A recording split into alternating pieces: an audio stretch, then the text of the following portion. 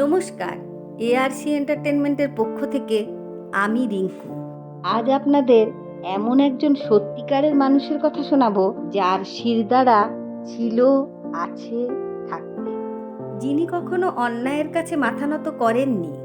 সূর্যের মতো অপ্রতিরোধ গতিতে এগিয়ে চলেছেন শুধু নয়, হাজারো প্রাণে সূর্যের আলো প্রাণশক্তি পৌঁছে দিয়েছেন।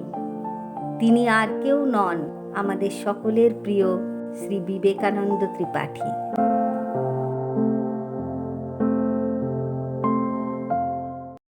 পুরুলিয়ার বড়াবাজারের গোসাইডি গ্রামে এক গোঁড়া ব্রাহ্মণ পরিবারে বিবেকানন্দ ত্রিপাঠীর জন্ম হয়। পিতা যুগল কিশোর ত্রিপাঠী, মাতা ষষ্ঠী দেবী। ছোটবেলা কেটেছে খুবই দারিদ্র্যের মধ্যে। বাবার সাথে পুজো আচ্চা ছাড়াও আরও অনেক ধরনের কাজ করতে হয়েছে। নিজের চেষ্টা ও অধ্যবসায়ের ফলে কেন্দ্রীয় সরকারের 2টি বিভাগে চাকরি পান। যোগ দেন মেদিনীপুরে আয়কর দপ্তরে। কিন্তু যিনি নিজেই একটি স্বতন্ত্র প্রতিষ্ঠান, তাকে কি চাকরির বন্ধনে বেঁধে রাখা যায়? 1980 সালে যখন চাকরি ছেড়ে পুরুলিয়া ফিরে আসেন, তখন তিনি বিবাহিত ও এক পুত্র সন্তানের জনক। এরপর ওকালতি পাশ করে আইনজীবী হিসেবে প্রতিষ্ঠিত হন। রেল, বীমা, স্বাস্থ্য প্রভৃতি বিভিন্ন দপ্তরে উপদেষ্টা মণ্ডলীর সদস্যও ছিলেন। তিনিই প্রথম বাংলা ভাষায় ক্রেতা সুরক্ষা আইনের বই লিখেছেন। এরপর ওনার ভেতরে থাকা লেখক সত্তা ধীরে ধীরে বিকশিত হতে লাগলো। নিজের দেখা বিভিন্ন ঘটনা নিয়ে উপন্যাস, সাম্প্রতিক দেশের অবস্থা নিয়ে প্রবন্ধের বই লিখতে আরম্ভ করলেন। প্রকাশিত এবং প্রকাশিতব্য বইয়ের সংখ্যা 20টিরও বেশি। স্মৃতি থেকে লিখেছেন আমার মনে থাকা কথা, কিশোরদের জন্য মন কাড়া লেখা, ভূতের ডায়েরি, ভোলাদা এ জিনিয়াস। প্রবন্ধ সংগ্রহ জনপথে অন্নদাতা, পরিবীক্ষণ, বোধিকা, বিপ্লবের ফ্যান্টাসি।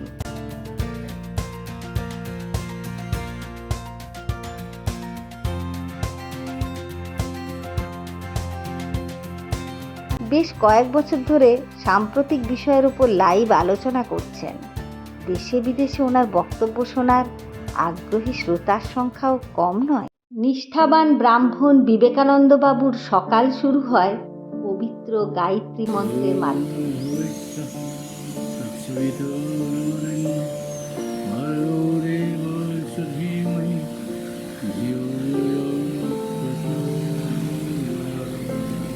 আমাদের টিম যখন তার কাছে পৌঁছয়, তখন তিনি তার প্রকাশনা সংস্থা থেকে প্রকাশিত বই এবং সংকলন আমাদের দেখান। বলতে দ্বিধা নেই, তার অজস্র কর্মকাণ্ডের মধ্যে সবচেয়ে উল্লেখযোগ্য ভূমিকা একজন নির্ভীক সম্পাদক হিসেবে। 1999 সালের 27শে এপ্রিল তার হাত ধরেই আত্মপ্রকাশ করে মানভূম সংবাদ পত্রিকা। এই পত্রিকা তথ্য নির্ভর সত্য সংবাদ প্রকাশ করে, সাধারণ মানুষের কথা বলে। মানভূম সংবাদ মানভূম অঞ্চলের প্রয়াত বেশ কয়েকজন বিশিষ্ট ব্যক্তির অবদান সম্পর্কিত তথ্য সংগ্রহ করে ধারাবাহিকভাবে প্রকাশ করে। পরে গ্রন্থাকারে প্রকাশিত হয় একটি দুর্মূল্য পুস্তক, মানভূমের স্মরণীয় যারা, যার রচয়িতা বিবেকানন্দ বাবুর সেই সময়ের ঘনিষ্ঠ মিত্র অমিয় কুমার সেনগুপ্ত। তার সঙ্গে কথা বলার জন্য আমরা তার অফিসে যাই। কোনো রকম রাগ ঢাক না করে তিনি তার বক্তব্য তুলে ধরেন। নমস্কার স্যার, আমরা এআরসি এন্টারটেনমেন্ট থেকে এসেছি। আজ আপনার কাছে কয়েকটা প্রশ্ন করব বলে। প্রশ্ন? হ্যাঁ। কি সংক্রান্ত? আপনার এই যে কর্মজীবন, আপনি এতদিন বলো, কি জানতে চাও? তাহলে করি আমাদের প্রশ্নগুলো। বলো। আমার প্রথম প্রশ্ন, আপনি আধুনিক সাহিত্য সম্পর্কে আপনার ভাবনা কি? আমি আধুনিক আর অতীত এসব কিছু বুঝি না। সাহিত্য সম্পর্কে ধারণা বলতে গেলে বই লিখলে সাহিত্যিক হয়, এটা আমি মানি না। কে সাহিত্যিক তাও জানি না। সাহিত্য সম্পর্কে ধারণা আমি লেখক সম্পর্কে ধারণা বলতে পারি, লেখা সম্পর্কে বলতে পারি। এখনকার দিনের যে লেখা আর আগেকার দিনের যে লেখা তার মধ্যে যা তফাৎ, সেটা দেখলে মনে হবে আর লেখালেখি করা উচিত নয়। আমার যা মনে হয় এখন যে লেখা ছেড়ে এখন 2 লাইন টুকতে পারলেই লেখো, এটা ঘটনা। এইগুলোর আমি বিরোধী। আমি মনে করি তোমার যে যে নিজস্ব যোগ্যতা থাকে তাহলে তুমি ততটুকু লেখো যেটুকু তোমার মনের ভাব থেকে বা ভাব বা মনের থেকে আসছে সেটুকু লেখো। এটাকে আমি সাহিত্য মনে করি। আপনি কি কখনো চাপের মুখে পড়েননি সত্যি কথা বলার জন্য? গাদা, কিন্তু চাপটা আমি পুরো করিনি। চাপ আমাদের সাংবাদিক জেল কেটেছে, আমাদের সাংবাদিককে মেরেছে, হাত ভেঙে দিয়েছে, 6 মাস জেলে থাকতে হয়েছে, দুবার দুটো সাংবাদিককে আমাদের জেলে ঢুকিয়েছে। কে বললে চাপ? আমাকে এক নেতা বলেছিল দেখে নিব রাস্তায়, রাস্তায় কিছু হলে বলো না। আমি বললাম তুই এক্ষুনি যাবো। আমি কি বলো এক্ষুনি যাবো। এই বিপ্লবের ফ্যান্টাসি বইটা পড়বে তাহলে বুঝতে পারবে। বিপ্লবের ফ্যান্টাসি যেখানটায় নাই ওইখানে আছে, ওইখানে আছে। বিপ্লবের ফ্যান্টাসিতে গল্পটা ওই রকমই, মানে গোটা ঘটনাটা ওই রকমই আছে, তার কীর্তিকলাপ সব লেখা আছে এরকম। প্রতিটা পাতায় যে সে যেদিন থেকে সে ওই কথাটা বললো তার প্রত্যেক দিন, প্রায় প্রতিদিন তার সমস্ত কেচ্ছাকতা আমি বার করেছি।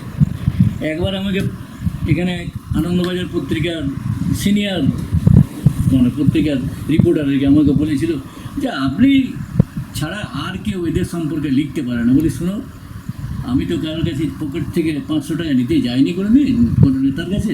তা আমার কি যায় আসে, আমার কী লাগবে? আমি সরকার থেকে কিছু নিই না, আমাকে কী আটকাবে? কিছুই করতে পারে না, আমার কী করবে? তো এগুলো চাপ বলতে বলে চাপ আমার হবে না।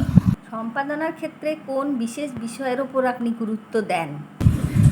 বিশেষ বিষয় সেই দিনকার আজকের সম্পাদককে আমি লিখব আজকে কোনটা গুরুত্বপূর্ণ, এবং সেটা মানুষকে নিয়ে, সেটা কোনো ব্যক্তিকে নিয়ে নয়, কোনো মানুষকে নিয়ে, মানুষের সমস্যা নিয়ে, মানুষকে নিয়ে আমার সম্পাদকীয় বিষয়। তার দুর্নীতি হতে পারে, কোনো সমস্যা হতে পারে, মূল্যবৃদ্ধি হতে পারে, মুদ্রাস্ফীতি হতে পারে, গরিবী হতে পারে। আমি একদম কারেন্ট বার্নিং এসেছি, এছাড়া আমি সম্পাদকীয় লিখি না।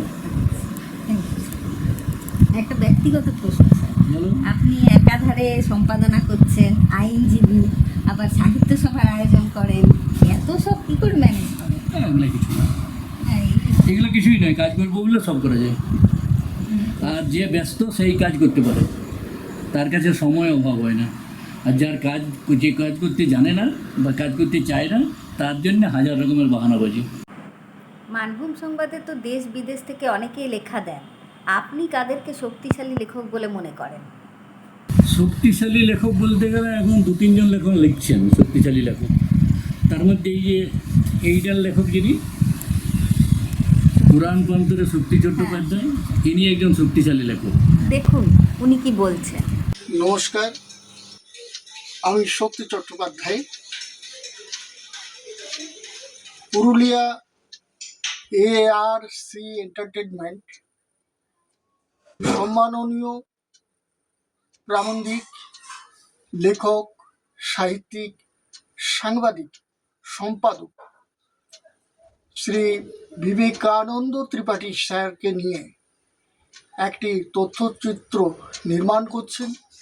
এই সমাচারে আমি ভীষণ খুশি এবং আনন্দিত।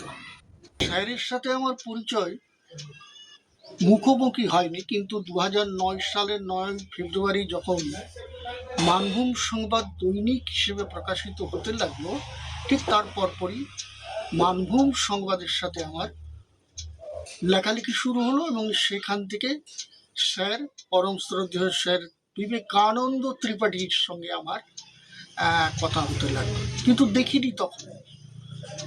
আমি ফোনে তার সাথে কথা বলতে হবে, বুঝতাম যে তার মধ্যে যে পৌরুষ রয়েছে, তার মধ্যে যে ব্যক্তিত্ব রয়েছে, আমি ধন্য, আমি মুগ্ধ, এবং আমার জন্ম সার্থক যে তার সাথে আমার একটা সম্পর্ক হয়েছে এবং আমার জীবন পূর্ণতা পেয়েছে।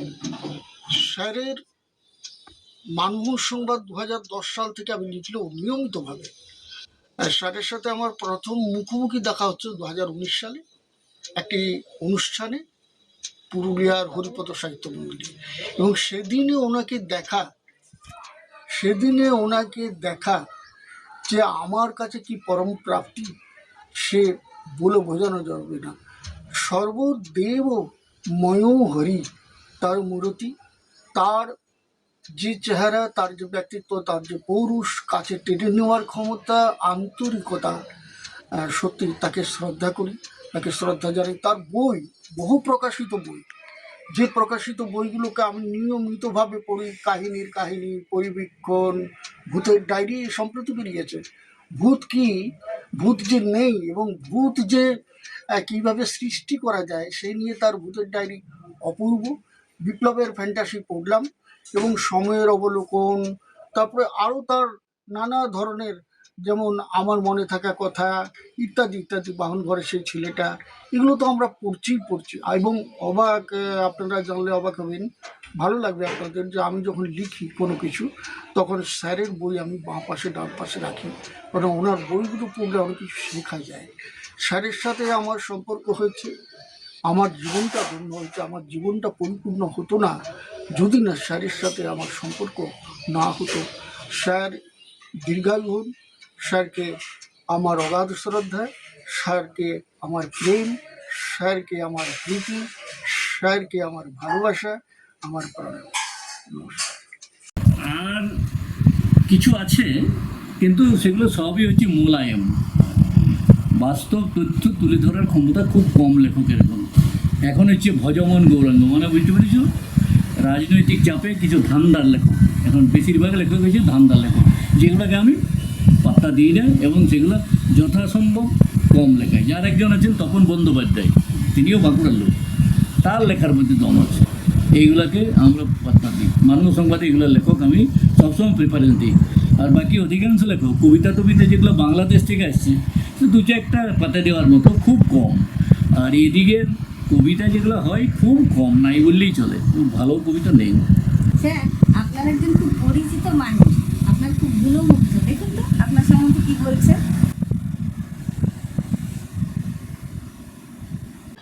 পুরুলিয়ার এআরসি এন্টারটেনমেন্ট সংস্থার পক্ষ থেকে ত্রিপাঠীদার সম্পর্কে একটি তথ্যচিত্র নির্মাণ করা হচ্ছে। প্রথমে সংস্থাটিকে অভিনন্দন জানাই। ত্রিপাঠীদের সাথে আমার পরিচয় আমার মালতি সামনগর জিলপালায় উচ্চ মাধ্যমিক বিদ্যালয়ের শিক্ষক শিক্ষিকাদের ইনকাম ট্যাক্স ফাইল তৈরি করার প্রশ্নে। কিন্তু কখন যে এই পরিচয় পারিবারিক বন্ধনে জড়িয়ে গেছে সেটা আমি নিজেও বুঝতে পারিনি।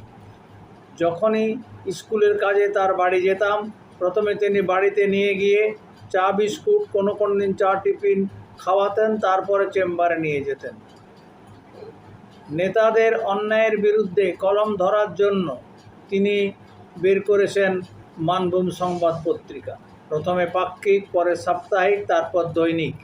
ওই মানভূম সংবাদ পত্রিকায় অখ্যাত লেখকদের লাইমলাইটে এনে তিনি খ্যাত করেছেন এবং অনেকে আজ বিখ্যাত লেখক হিসেবে পরিগণিত। আমার ক্ষেত্রেও তাই। আমি তার পত্রিকায় অনেক বড় বড় লেখা লিখলেও তিনি ক্রমশ করেও ছাপতেন। মানভূম সংবাদ পত্রিকার মাধ্যমেই তিনি জেলার মাধ্যমিক এবং উচ্চ মাধ্যমিক কৃতী ছাত্রছাত্রীদের সংবর্ধনার ব্যবস্থা করেছিলেন।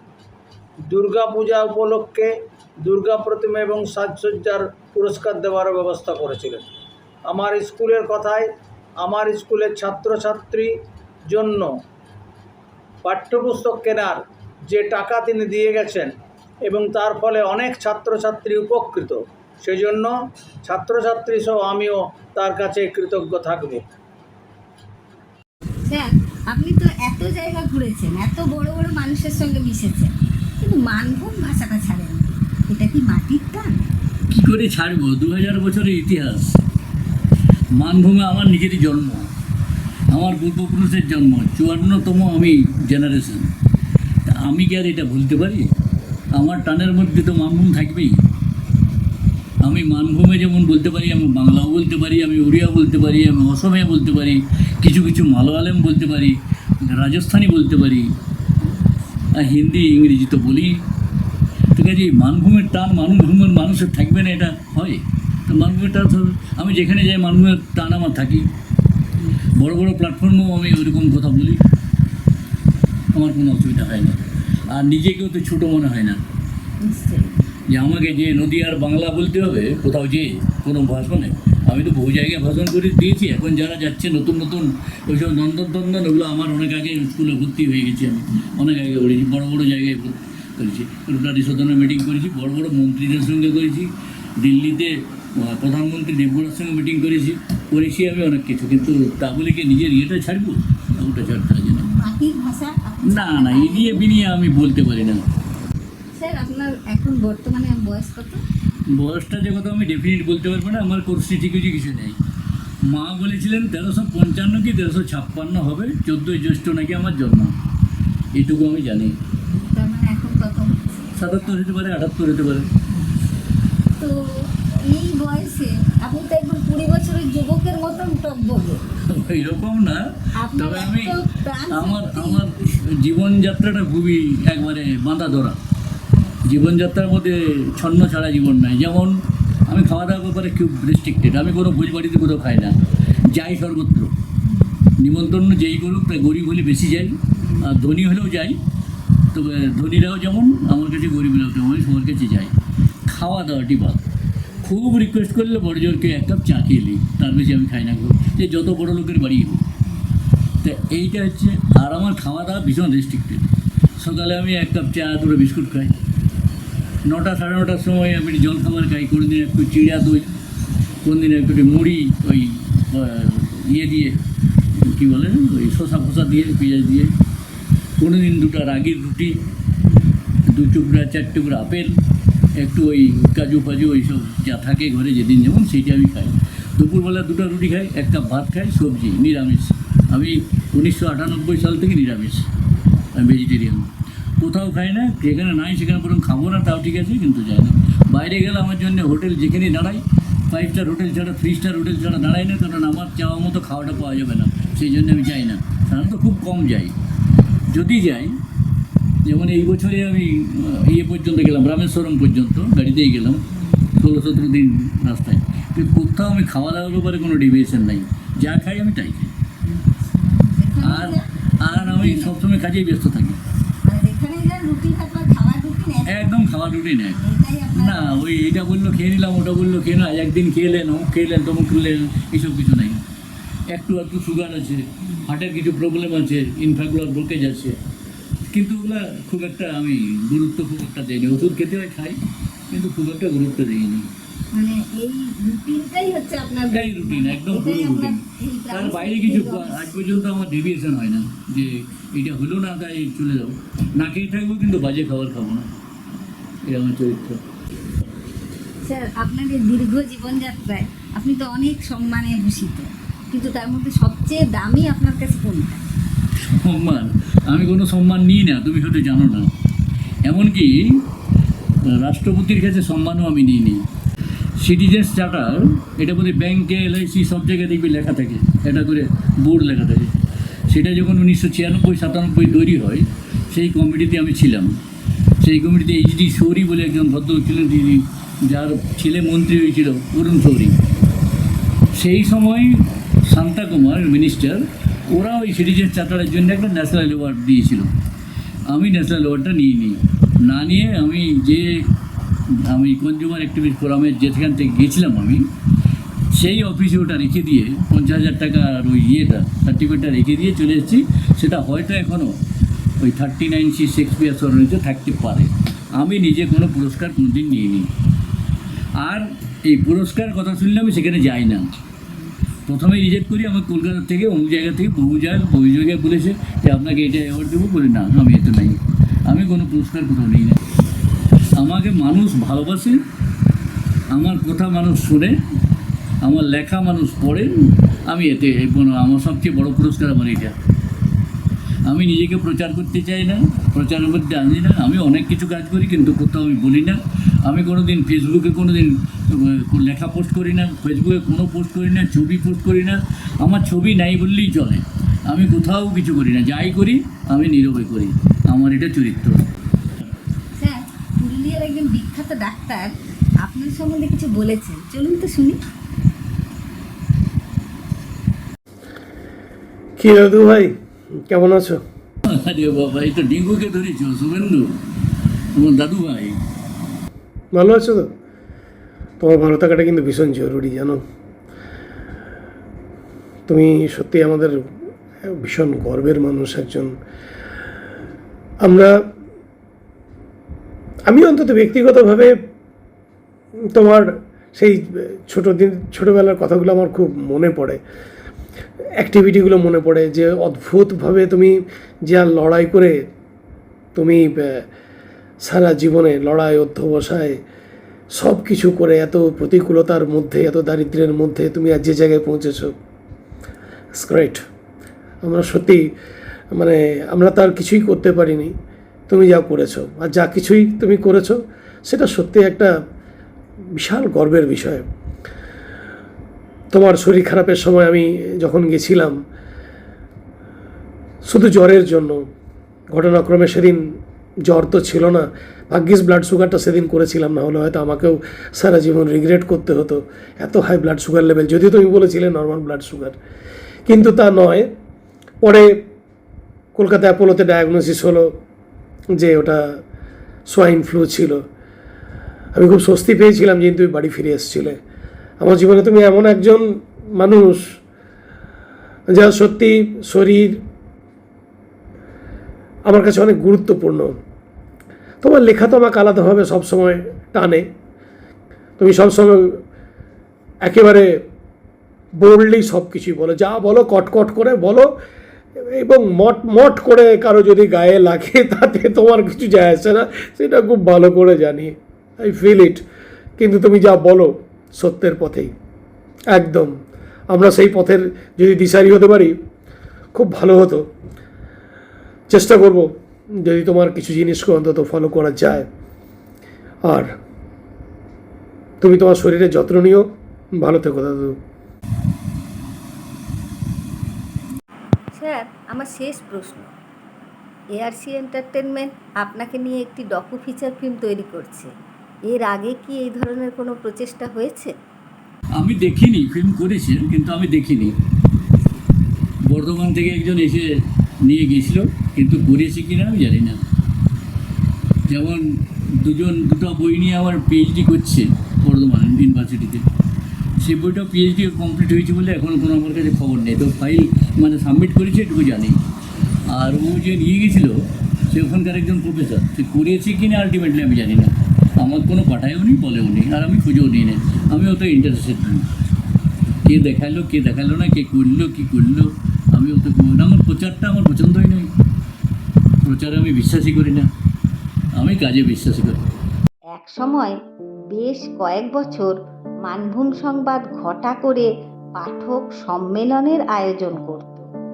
2015 সালে শারীরিক অসুস্থতা কাটিয়ে সাহিত্যের প্রতি দায়বদ্ধতা থেকে বাংলার লেখকদের একত্রিত করে সংকলন করে আসছে।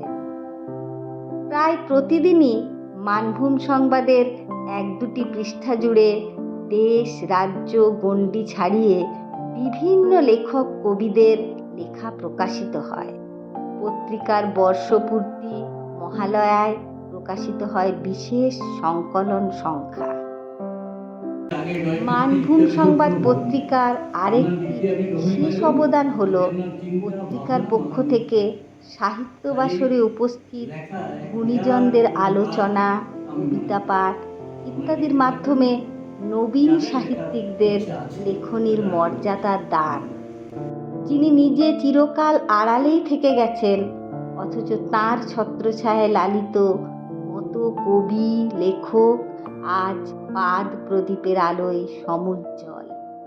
এখন আমরা শুনে নেব তাদেরই কয়েকজনের কথা। আমি কবি আভা চট্টরাজ পুরুলিয়া থেকে বলছি। পুরুলিয়ার এআরসি এন্টারটেনমেন্ট মানভূম সংবাদের সম্পাদক সম্মানীয় বিবেকানন্দ ত্রিপাঠী মহাশয়কে নিয়ে একটি তথ্যচিত্র নির্মাণ করছে। শ্রদ্ধেয় বিবেকানন্দ ত্রিপাঠী একজন খুব ভালো সাহিত্যবোদ্ধা। ওনার মানভূম সংবাদপত্রে প্রতিদিন সাহিত্য পাতাতে নতুন পুরানো অনেক কবি সাহিত্যিকের কবিতা, প্রবন্ধ, গল্প প্রকাশিত হয়। সব থেকে যেটা আমাদেরকে উদ্বুদ্ধ করে, উনি নিজে বাছাই করে কবিদের লেখাগুলো ওনার পত্রিকায় প্রকাশ করেন আর নিজ উদ্যোগে বইমেলা করেন। আমরা সেই বইমেলায় পার্টিসিপেট করি, আমরাও ওখানে বইয়ের স্টল লাগাই। আমাদেরকে খুবই উৎসাহিত করেন উনি। তাছাড়া উনি মাঝে মাঝেই সাহিত্য অনুষ্ঠান করেন নিজ ব্যয়ে। আমাকে উনি কন্যাসমা মনে করেন, এই জন্যে আমি কি বলবো, ভীষণ আপ্লুত।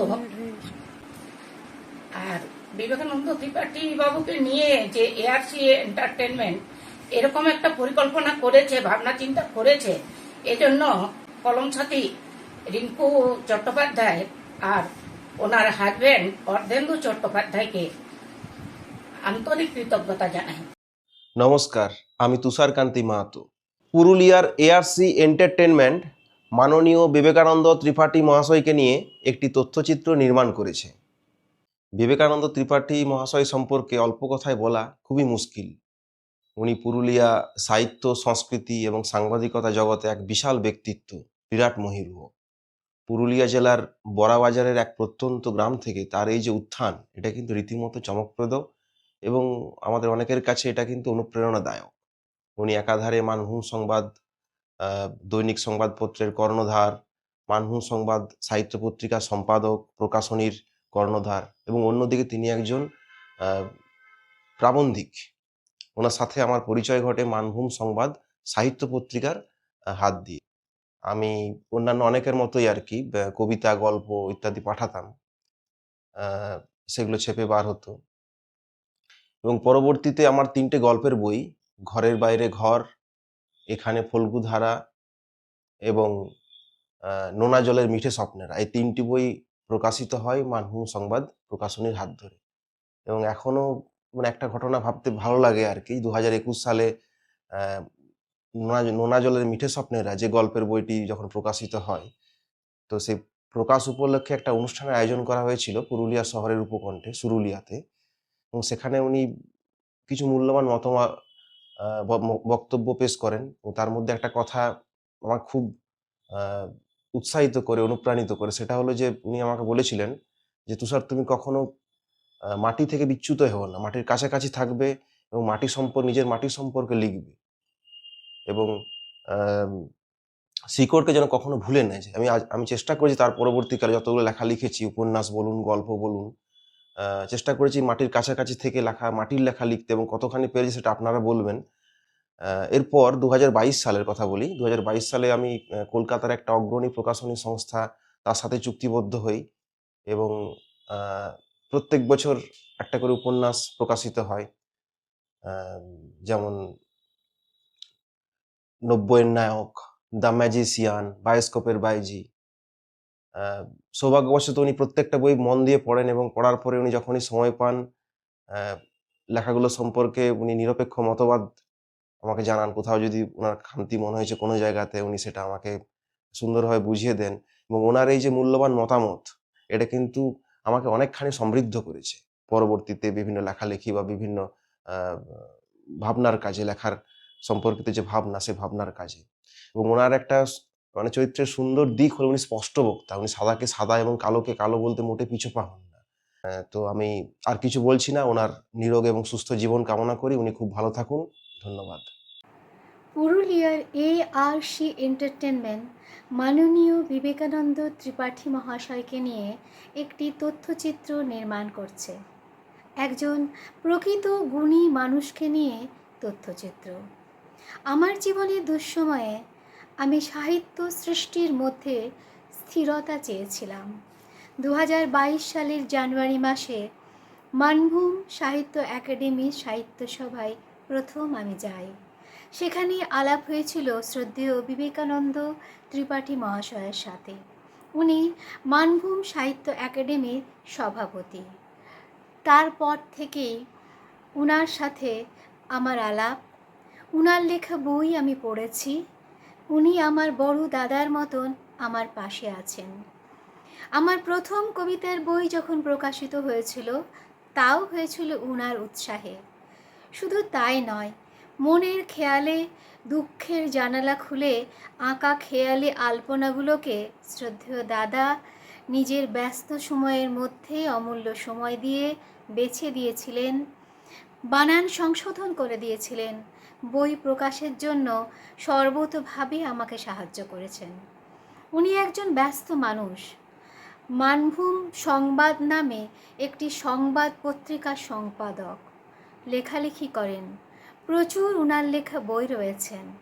তা সত্ত্বেও উনি উনার অমূল্য সময় আমাকে দিয়েছিলেন। উনার কাছে আমি চিরকাল কৃতজ্ঞ থাকব, ঋণী থাকব। শুধু তাই নয়, উনি অভিভাবকের মতন আমার পাশে থাকেন, আমাকে সাহায্য করেন, আমাকে উপদেশ দেন, পরামর্শ দেন। উনার লেখা বইগুলো রীতিমতো সমৃদ্ধ এবং সেগুলি পড়ে আমি ঋদ্ধ হই। উনার অপরিসীম জ্ঞান, তাই উনার সাথে কথা বলে উনার জ্ঞানের সংস্পর্শে আমি ঋদ্ধ এবং সমৃদ্ধ হই। পরিশেষে বলি, উনার দীর্ঘায়ু কামনা করি, উনার লেখনী যেন সচল থাকে, আর উনার স্নেহের স্পর্শ থেকে কখনো যেন আমি বঞ্চিত না হই।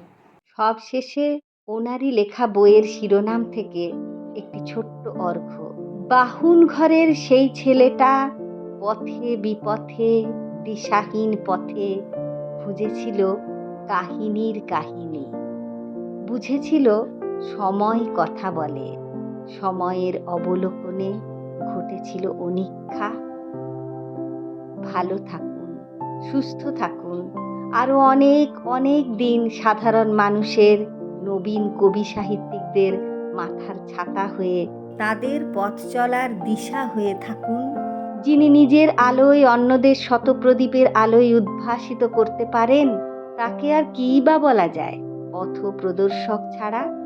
তাই তো তিনি পায়োনিয়র।